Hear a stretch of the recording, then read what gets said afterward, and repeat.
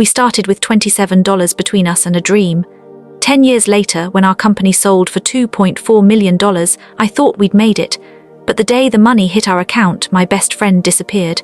And when I finally found him, I discovered he'd taken everything. Not just the money, everything. My name is Jordan Blake, and this is the story of how the person I trusted most in the world, the person I built a life and a business with, the person who was supposed to be my brother, destroyed me in ways I never saw coming. This is about greed, lies, betrayal, and the long road to revenge. But let me start at the beginning, because you need to understand who we were to understand how it all fell apart. I met Danny Reeves in college, Boston University, sophomore year. We were both broke business majors who had big dreams and empty bank accounts. I was working 2 jobs just to pay for textbooks. He was on partial scholarship and sleeping on couches because he couldn't afford campus housing. We met in an entrepreneurship class and instantly clicked. We both wanted the same thing: financial freedom, success, to build something from nothing. We'd stay up late talking about business ideas, startups, how we were going to make our first million before we turned 30. Everyone else thought we were delusional, but we believed in each other. After graduation, neither of us could find decent jobs. The economy was rough. Entry-level positions paid nothing and required 3 years of experience. So we did what desperate people do. We took a massive risk. We decided to start our own company. The idea was simple: digital marketing services for small businesses, companies that couldn't afford big agencies but needed help with social media, websites, SEO, content creation. We'd be affordable, scrappy, and hungry. We'd outwork everyone. We started with absolutely nothing. My apartment became our office. Danny's car became our meeting room. We split a single laptop for the first 6 months. We ate ramen and peanut butter sandwiches. We worked 18-hour days, 7 days a week. We had no social life, no relationships, just the business. And slowly, painfully, it started to work. Our first client was a local bakery. They paid us $300 a month to run their Instagram and Facebook. It wasn't much, but it was proof of concept. We got them results. Their foot traffic increased. They started selling out of products. They referred us to other small businesses. Within a year, we had 12 clients. Within 2 years, we had 40. We hired our first employee, then our second. We moved out of my apartment and into a small office space. We weren't rich, but we were surviving. And more importantly, we were building something real. Danny and I were the perfect team. I was the creative one. I handled the marketing strategies, the client relationships, the big picture vision. Danny was the operational genius. He managed finances, logistics, hiring systems. He was detail-oriented where I was abstract. He was cautious where I was bold. We balanced each other perfectly. We also trusted each other completely. We split everything 50-50.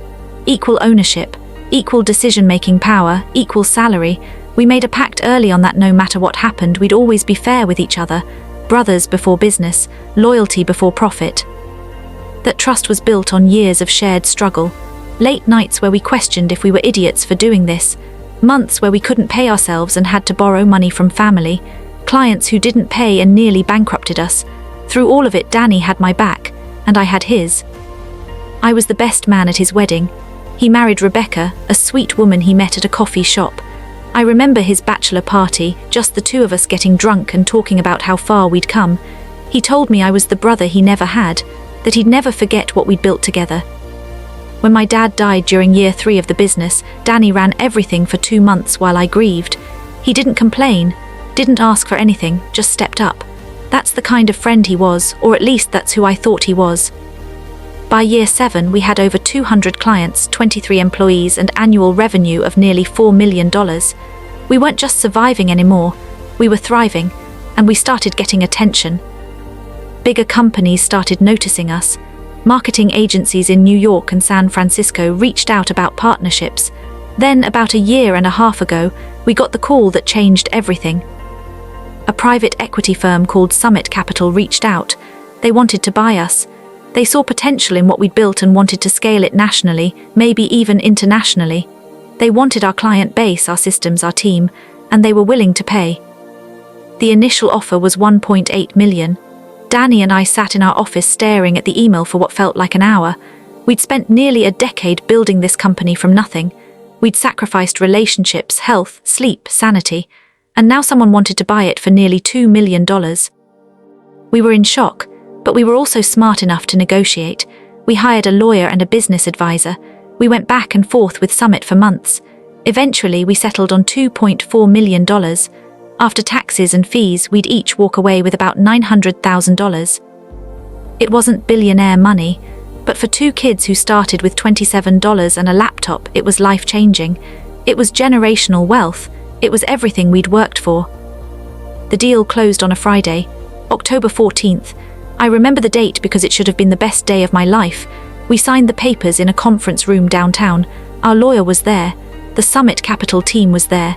Danny and I sat next to each other, pens in hand, grinning like idiots. We signed, they signed, it was done. The money would be transferred to our business account within 48 hours, and then we'd distribute it according to our operating agreement. 50-50, equal partners to the end. After the signing, Danny and I went out to celebrate. We went to an upscale steakhouse, something we never would have done before.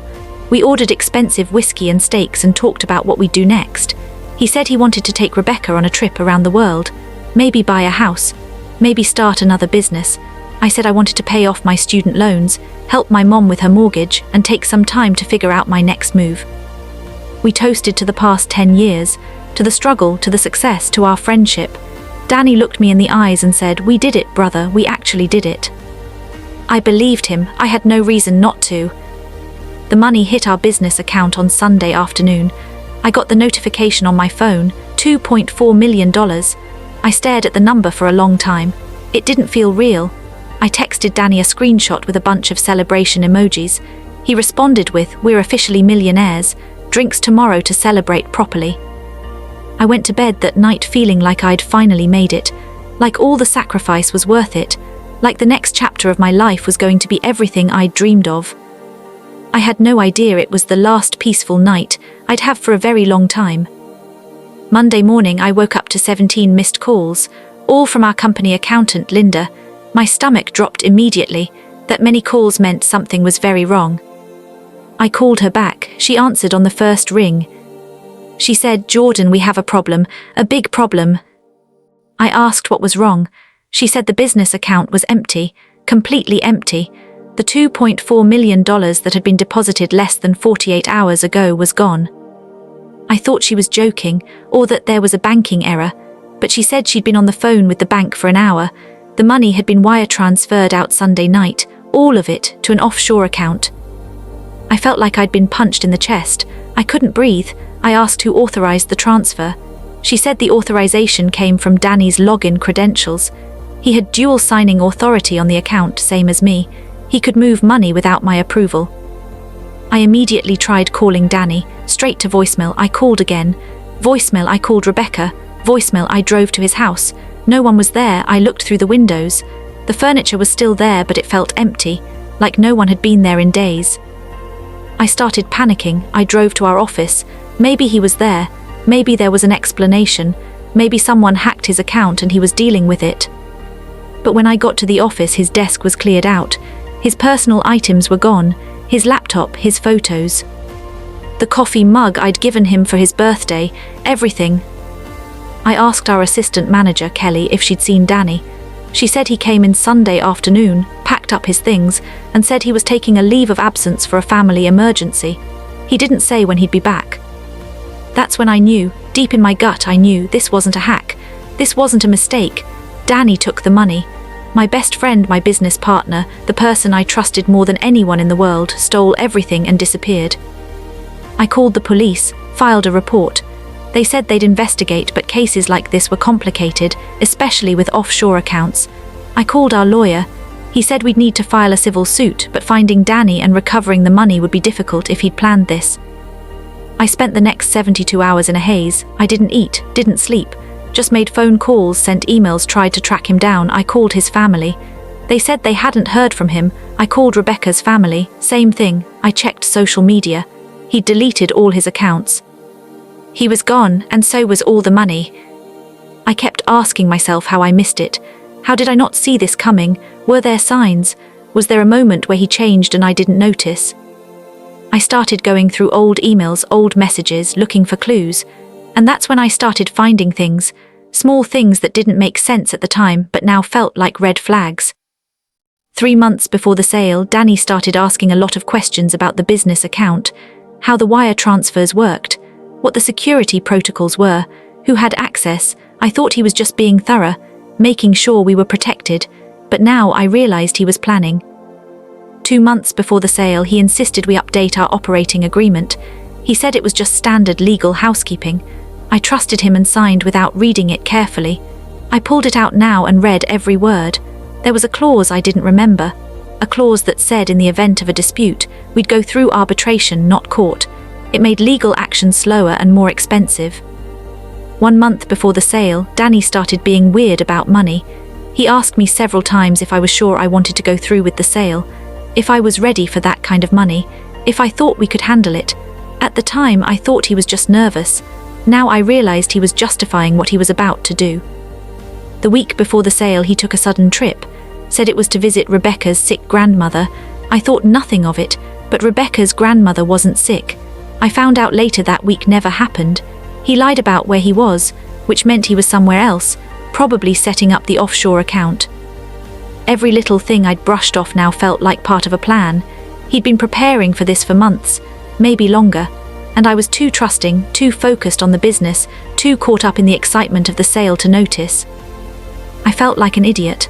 Worse, I felt betrayed in a way I didn't know was possible. This wasn't just about money. It was about a decade of friendship, a decade of partnership, all the late nights, the struggles, the victories we shared. Did any of it mean anything to him, or was I just a useful tool to build something he could eventually steal? The anger started to set in, deep, consuming rage, the kind that makes your hands shake and your vision blur.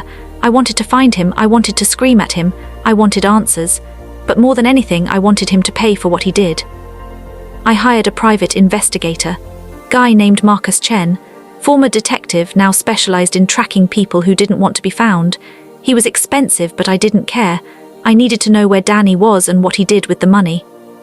Marcus got to work immediately.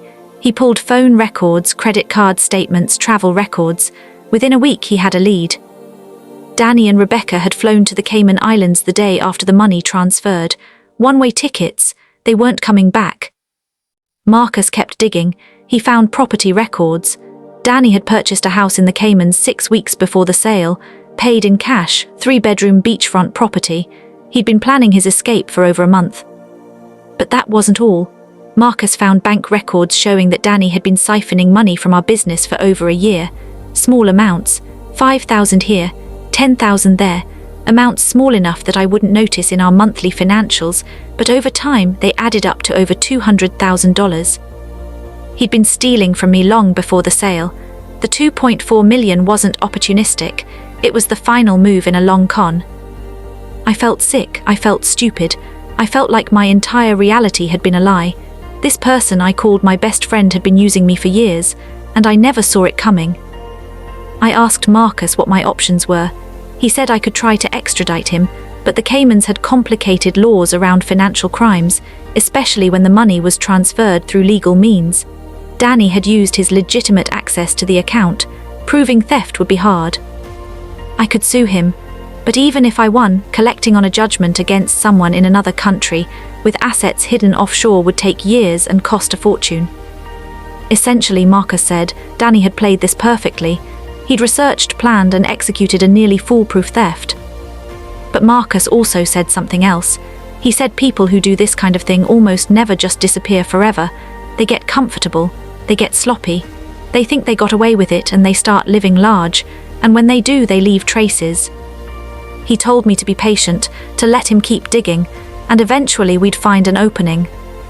I didn't want to be patient, I wanted justice now, but I didn't have a choice.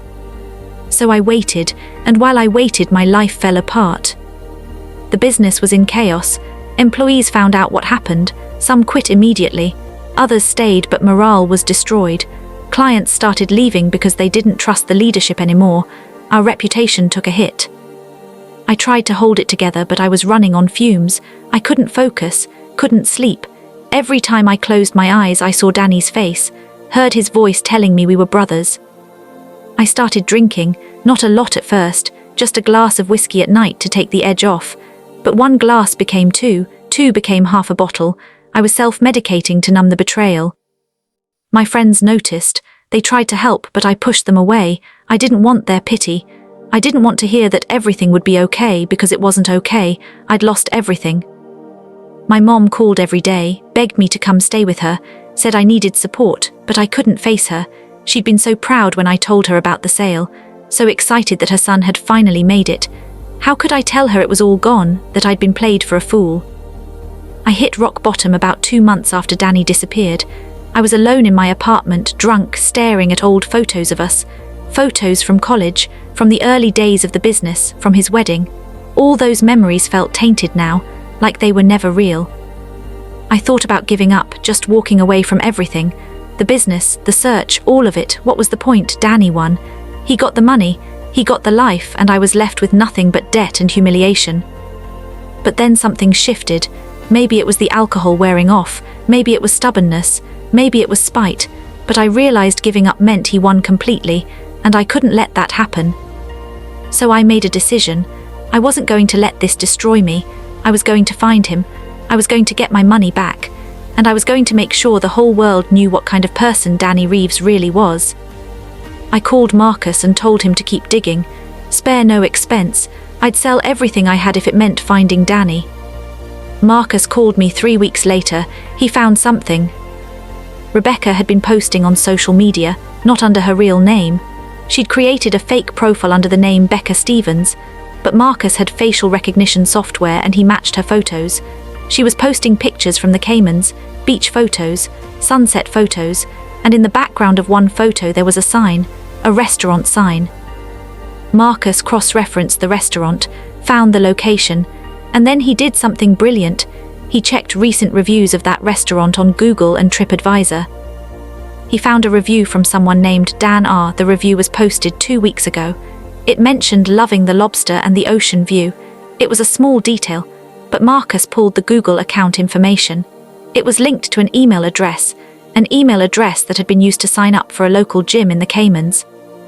We had a location, not just the island, a specific area, a specific neighborhood. Marcus asked if I wanted him to go down there, to confirm it was Danny and gather more information. I said no. I wanted to go myself. I needed to see him face to face. Marcus advised against it, said confronting him could backfire, could make him run again, but I didn't care. This wasn't just about the money anymore. It was about looking him in the eyes and asking him why. I booked a flight to the Cayman Islands. I didn't tell anyone where I was going. I just packed a bag and left. The flight was 5 hours. I spent the entire time thinking about what I'd say when I saw him. Would I scream? Would I hit him? Would I cry? I didn't know. I just knew I needed answers. I landed in Grand Cayman on a Thursday afternoon. The island was beautiful. White sand beaches, crystal blue water, luxury resorts everywhere. It was paradise, and my former best friend was living here on my money. Marcus had given me an address, the house Danny bought. It was in a private gated community on the beach. I rented a car and drove there. I parked outside the gate. I could see the house from the road. It was massive, modern architecture, floor-to-ceiling windows, a pool, direct beach access. This was a multi-million-dollar property. I felt rage boiling in my chest. While I was drowning in debt and trying to save our dying business, he was living in paradise. I called the gate guard and said I was there to visit Danny Reeves. The guard asked if I was expected. I said yes. He called the house. A few moments later, the gate opened. I drove up the long driveway. My heart was pounding. I parked in front of the house and sat there for a moment, trying to steady my breathing. Then I got out and walked to the front door. I rang the bell. Footsteps inside, the door opened. And there he was, Danny Reeves, my former best friend, the man who stole my life. He looked good, tanned, relaxed. He was wearing expensive casual clothes. He looked like he didn't have a care in the world. When he saw me, his face went pale. For a second, he looked like he was going to close the door, but he didn't. He just stood there staring at me. I said, "Hey, Danny, long time no see." He didn't say anything, just kept staring. I said, "Nice place you've got here, must have cost a fortune." "Oh wait, it did, my fortune." He finally spoke, his voice was quiet. "Jordan, I didn't expect you to find me." I laughed, not because it was funny, but because the audacity was unbelievable. I said, "You stole $2.4 million from me, Danny. Did you really think I wouldn't come looking?" He stepped outside and closed the door behind him, probably didn't want Rebecca to hear this conversation. He said, "It wasn't personal, Jordan. It was just business." Those words hit me like a slap. Just business. A decade of friendship, a decade of partnership, and it was just business. I said, "Just business. Are you serious right now? We built that company together, we were brothers, and you stabbed me in the back the second you got the chance." He looked away, couldn't meet my eyes. He said, "You don't understand, I had debts, I had problems, I needed that money." I said, "We both needed that money, Danny. That's why we sold the company, but we were supposed to split it, 50-50, like we agreed, like we always did." He shook his head. "You would have been fine, Jordan, you've always been fine, you've got family, support. I had nothing, I had to take care of myself." I couldn't believe what I was hearing. He was actually trying to justify it, trying to make himself the victim. I said, "You had nothing. You had a wife, you had a business, you had a best friend who would have done anything for you, and you threw it all away for money." He said, "You don't get it. It's always been easy for you. You're talented. People like you. I was always in your shadow. The company only succeeded because of you. Everyone knew it. I was just the guy who handled the boring stuff." I stared at him. This was about ego, about jealousy, about him feeling inferior. And instead of talking to me about it, instead of working through it, he decided to destroy everything. I said, "If you felt that way, why didn't you say something? Why didn't you tell me? We could have figured it out." He laughed bitterly. "And say what, Jordan, that I was jealous of my best friend, that I resented you, you would have looked at me like I was crazy." I said, "So instead you stole from me, you lied to me, you destroyed our business and our friendship, that was your solution." He didn't have an answer for that. I asked the question I'd been dying to know, "How long were you planning this?" He hesitated, then he said, "About 2 years, since we started talking to investors." 2 years, he'd been planning to betray me for 2 years, while we were working side by side, while we were celebrating milestones, while he was standing up at my dad's funeral telling me he'd always be there for me. He was already planning to stab me in the back. I felt sick. I said, "Did any of it mean anything to you? Our friendship, the company, any of it?" He looked at me and said, "Of course it did.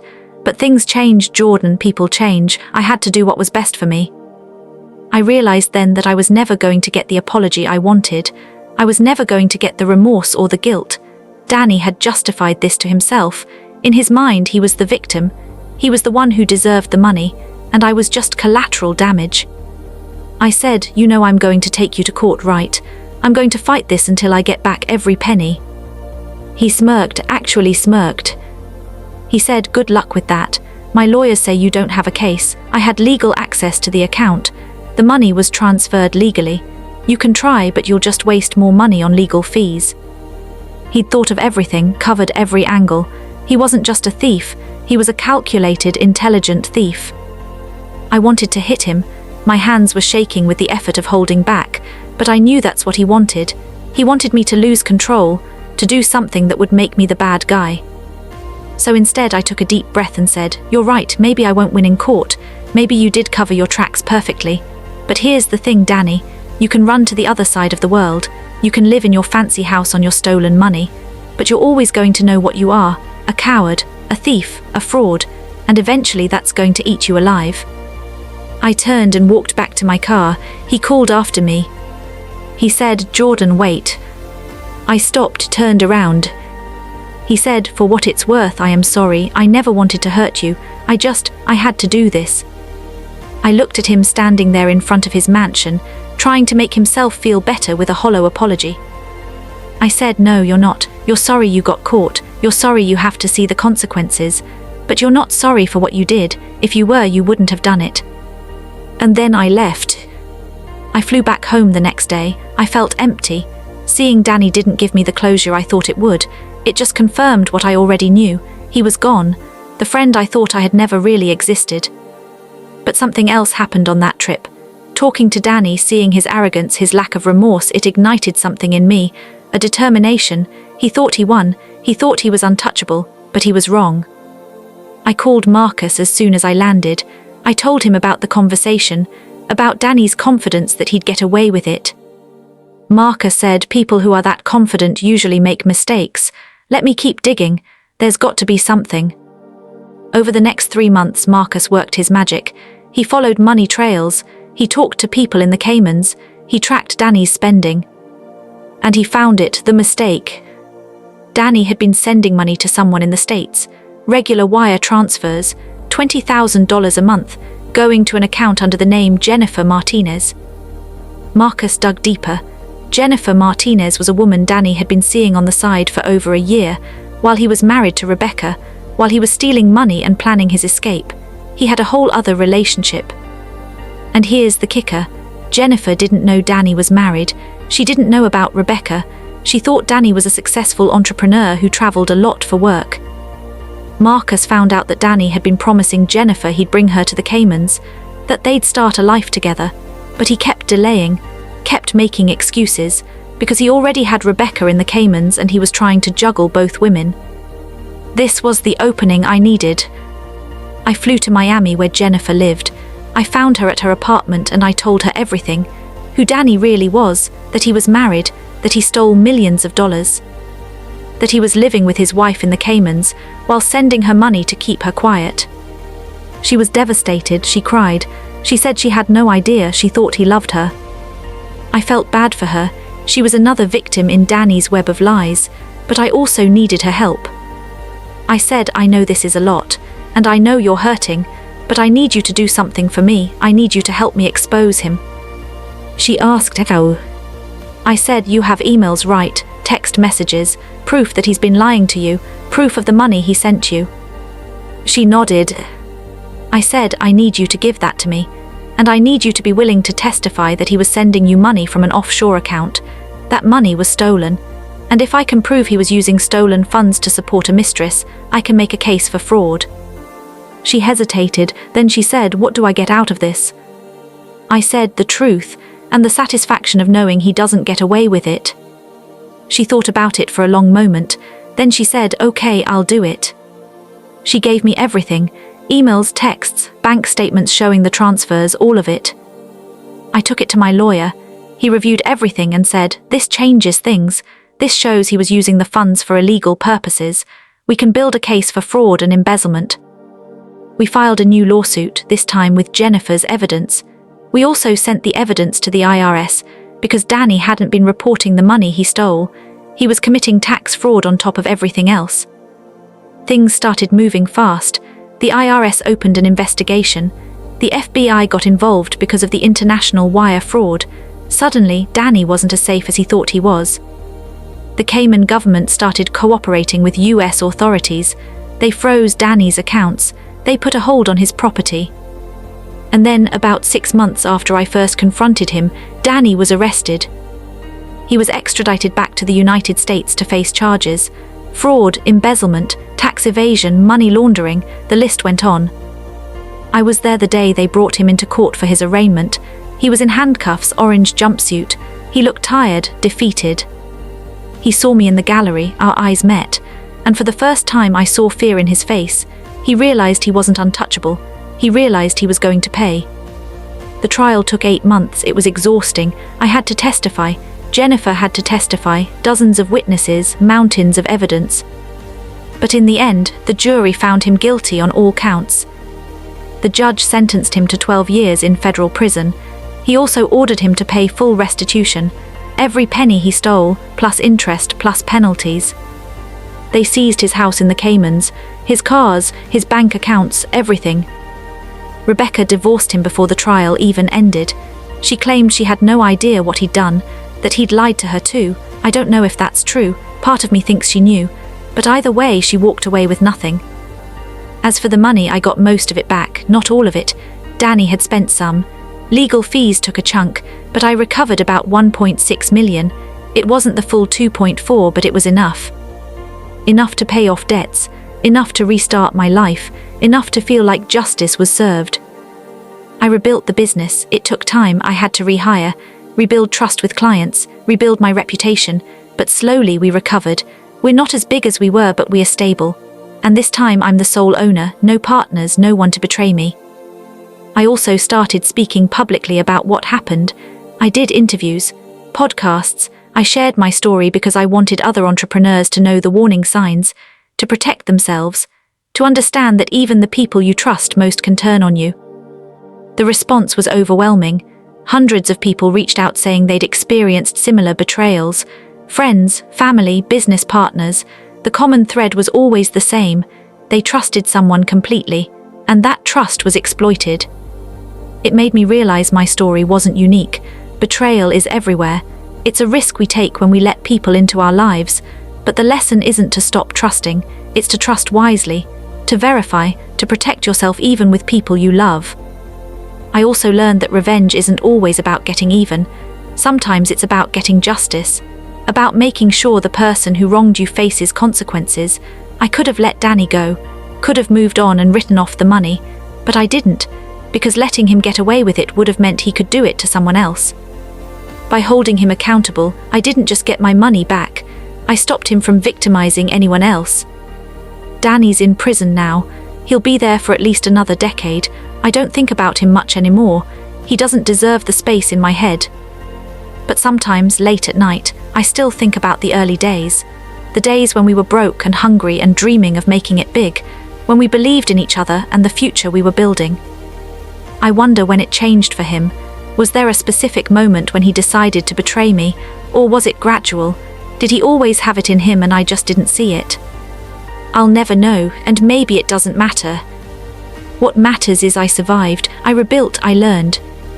And I'm stronger for it. If there's one thing I want people to take away from my story, it's this: trust is precious, but it's not foolish to trust. It's foolish to trust blindly. Protect yourself, always, even with the people closest to you.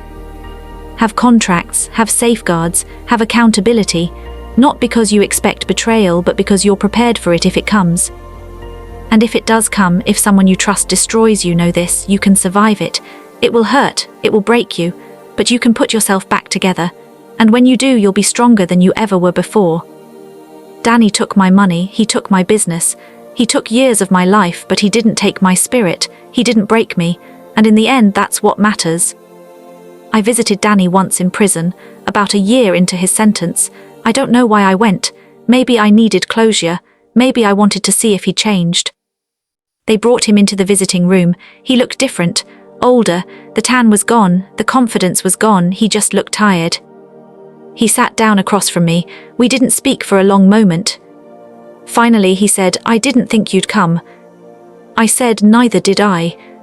He asked how I was doing. I told him about the business, about rebuilding, about my life moving forward. He listened, then he said, "I'm glad you're okay." I asked him if he regretted it, if he wished he'd done things differently. He was quiet for a long time. Then he said, "Every single day, I think about what I had, what we built, and I threw it away because I was jealous and stupid. I destroyed the best friendship I ever had for money I didn't even get to keep." It was the first time he'd been truly honest with me. I asked him why he did it, really did it. He said, "I felt invisible, like I was always in your shadow. You were the face of the company, the visionary. I was just the guy in the background. And when the sale happened, I thought, why should you get half when you did all the work? Why should I settle for being second?" I said, "You were never second, Danny. We were partners, equals. I never thought of you as less than. If you felt that way, it was in your head." He nodded. "I know that now. But by the time I realized it, it was too late. I'd already made my choice." I looked at him sitting there in his prison uniform, a broken man who destroyed his life chasing something that was never real. I said, "I forgive you." He looked up, surprised. I said, "Not because you deserve it, but because I don't want to carry this anger anymore. You've already taken enough from me. I'm not giving you any more." He started crying, not loud, just quiet tears running down his face. He said, "Thank you." I stood up, said goodbye, and walked out. I haven't seen him since, and I don't plan to. Forgiving him wasn't about him. It was about me, about letting go, about moving forward without the weight of hatred and bitterness. He'll spend the next decade in prison. That's his consequence, that's his burden to carry. Mine is to live, to rebuild, to trust again but smarter, to build a life that's better than anything I had before. And I'm doing that.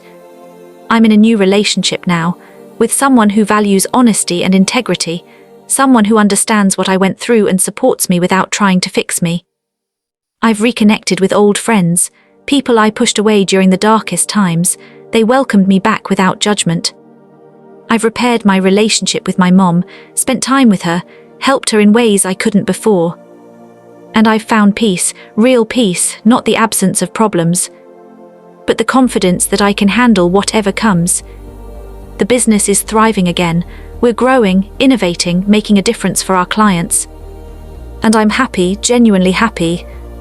Not because I got revenge, not because Danny's in prison, but because I chose to not let his betrayal define my life. I chose to rise above it, to rebuild, to become better instead of bitter. That's the real victory, not the money I recovered, not the justice that was served, but the fact that I survived and came out stronger. Betrayal will change you, there's no avoiding that. It breaks something inside you that can never be fully repaired, but it also builds something new, resilience, wisdom, strength. You learn who you really are when everything falls apart. You learn what you're capable of. You learn that you're stronger than you ever imagined. And that's a lesson worth the pain.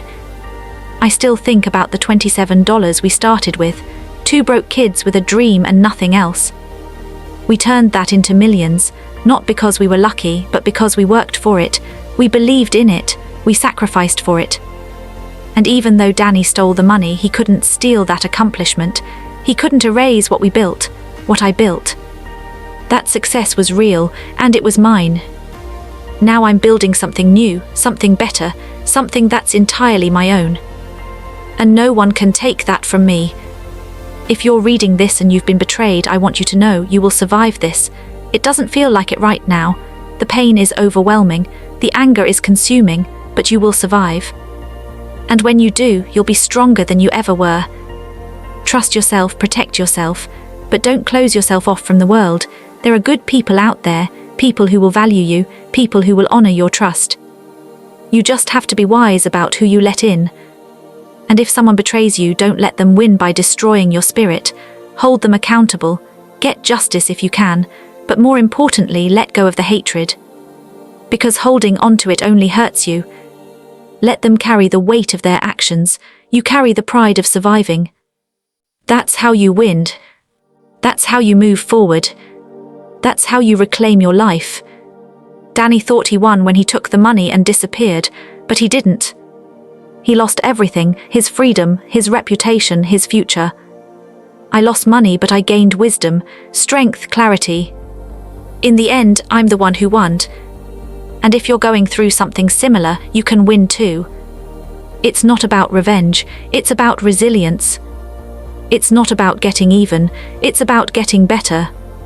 It's not about making them pay, it's about making yourself whole. That's the real victory. And it's worth fighting for. So fight, survive, rebuild. And when you come out the other side, you'll realize that the person who betrayed you didn't break you. They revealed you. They showed you how strong you really are.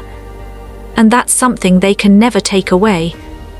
I'm Jordan Blake, and this is my story of betrayal, survival, and redemption. If I can leave you with one final thought, it's this: the people who betray you are often the people closest to you. Not because closeness breeds betrayal, but because betrayal requires trust, and you only trust people who are close. So don't be afraid to trust, but be smart about it, protect yourself, have boundaries, have safeguards. And if the worst happens, if someone you trust destroys you, remember this: you are not defined by what they did to you, you are defined by how you respond. Choose strength, choose resilience, choose to rebuild. Because the best revenge isn't making them suffer, it's refusing to let them define your future. Live well, that's the ultimate victory. And that's exactly what I'm doing. Danny's in prison, I'm free. He lost everything, I rebuilt everything. He lives with regret, I live with purpose. That's not just justice, that's karma. And sometimes, if you're patient, if you're strong, if you're willing to fight, karma comes for the people who deserve it. It came for Danny. And it will come for anyone who thinks they can betray people and get away with it. The universe has a way of balancing things out. It might take time, it might take effort, but eventually the truth comes out. Eventually people face consequences. You just have to be strong enough to wait for it, and to keep living your life in the meantime. That's what I did, and that's why I'm still standing. So to anyone who's been betrayed, cheated, lied to, or stolen from, keep standing, keep fighting, keep believing in yourself. Because you're stronger than the person who hurt you. And eventually the world will see that. Just like it saw Danny for who he really was. A coward, a thief, a fraud.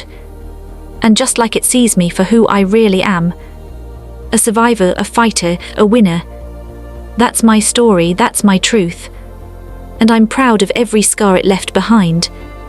Because those scars are proof that I survived.